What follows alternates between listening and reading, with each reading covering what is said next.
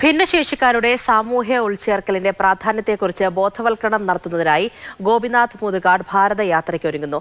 Inclusive India എന്ന പേരിലാണ് ഭാരതയാത്ര. ഭിന്നശേഷി മേഖലയോടുള്ള സമൂഹത്തിന്റെ കാഴ്ചപ്പാടിൽ മാറ്റം വരുത്തുക, മറ്റുള്ളവരെ പോലെ അവർക്കും തുല്യനീതി ഉറപ്പാക്കുക തുടങ്ങിയ നിരവധി ഘടകങ്ങളാണ് യാത്രയിലുടനീളം പ്രചാരണ വിഷയമാക്കുന്നത്. പദ്ധതിയുടെ പ്രഖ്യാപനം മസ്കറ്റ് ഹോട്ടലിൽ വെച്ച് നടന്ന ചടങ്ങിൽ ശശി തരൂർ MP നടത്തി. അടൂർ ഗോപാലകൃഷ്ണൻ അധ്യക്ഷത വഹിച്ച ചടങ്ങിൽ പാരാ ഒളിമ്പ്യൻ പത്മശ്രീ ബോണിഫേസ് പ്രഭുവിനെ ആദരിച്ചു. പരിപാടിയുടെ സംസ്ഥാനതല ഉദ്ഘാടനം നാളെ മുഖ്യമന്ത്രി പിണറായി വിജയൻ നിർവഹിക്കും. People with disabilities or differently able to പറഞ്ഞ വ്യക്തികൾക്ക് വേണ്ടിയിട്ട് ശ്രീ ഗോപിനാഥ് മുതുകാട് എക്സ്പെൻഡ് ചെയ്ത എഫേർട്സും ആ സ്നേഹവും ആ ആത്മാർത്ഥതയും ആ കമ്മിറ്റ്മെന്റിനെയും കുറിച്ച് എത്ര പറഞ്ഞാലും പോരാ.